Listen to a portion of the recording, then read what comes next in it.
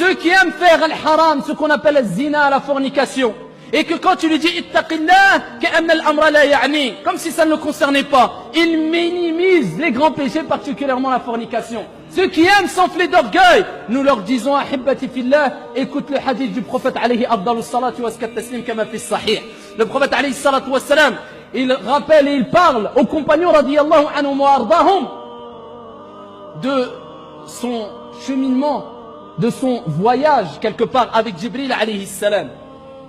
Et quand il a vu plusieurs personnes qui étaient châtiées, qui recevaient des châtiments, et Jibril alayhi salam lui expliquait, ceux-là ce sont ceux qui ont fait kada wa kada, ceci et cela.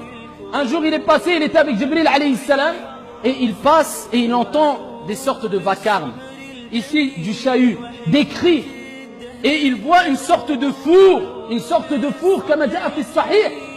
Et ici, il y avait des femmes et des hommes, an'am. Il voulait la mixité illicite, et ben elle est là. Des femmes et des hommes qui étaient en train de crier, en train d'hurler et se faire toucher par des flammes dans des sortes de fours. Imagine-toi une pièce fermée, 30 degrés, 40 degrés. Non, c'est un four dans l'enfer, dont l'enfer c'est plein de elle-même. Ishtakatin nar ila rabbiha, ya rab akali ba'di ba'da. Que dire de ce four-là?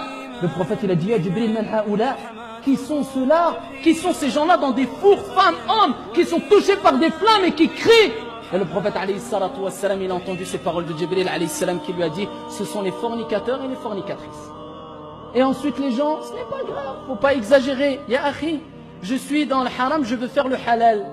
On dirait c'est un distributeur maintenant la religion. Tu veux quoi? Tu tapes halal, tac, tu tombes, hop, ça y est, t'as un papier, j'ai fait le halal, j'ai rendu halal ma situation. Et akhi, il faut que tu te sépares de cette femme. Awalan tub ila Allah tawbatan nasuha. On n'est même pas dans l'aqd, on n'est même pas dans le contrat, on n'est même pas. Crains Allah, repens-toi auprès d'Allah. Tu veux te marier, va te marier, Abdallah. Est-ce que c'est haram dans l'islam? C'est halal, mais fais les choses bien. Tu veux te marier à 18 ans, fais-le. Tu veux te marier, ceci est illicite, mais délaisse le haram. Oui, d'accord, mais bref, comment on fait le halal? Les gens ne craignent pas Allah. Les gens, ce n'est pas, et nous, et moi le premier, c'est pas, on vit pas avec les versets, les hadiths. Des gens, on les connaît pas. Ou on les connaît à peine. Comment voulez-vous qu'on vive vraiment avec les hadiths? Combien de sahaba, combien de salaf, ils pleuraient quand ils entendaient وَلَا يَزْنُونَ وَمَنْ يَفْعَلْ ذَلِكَ يَلْقَى أَثَامًا يُضَاعَفْ لَهُ الْعَذَابُ يَوْمَ الْقِيَامَةِ وَيَخْلُدْ فِيهِ مُهَانًا إِلَّا مَنْ تَابَ.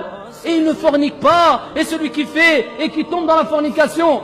Et bien sûr, avant Allah, il parle de celui qui a tué une âme qu'Allah a rendu sacrée, sauf de bon droit ou sauf avec un droit. Et le prophète, et Allah Azza wa Jalla dit, يُضَاعَفْ لَهُ الْعَذَابُ يَوْمَ الْقِيَامَةِ. Leur châtiment sera doublé au jour de la résurrection. Ce n'est pas un jeu. Voilà, hibbati fillah, ce que le prophète alayhi salatu wa salam a vu, ce que le prophète a entendu.